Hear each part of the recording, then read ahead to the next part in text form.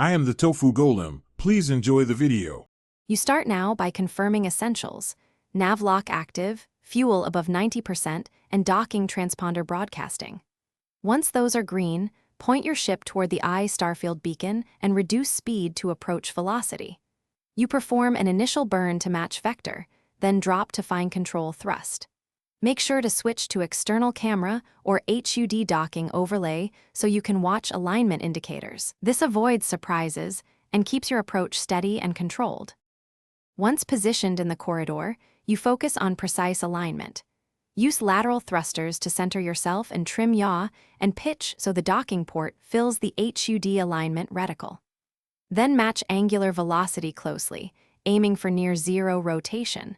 A small counterthrust works well.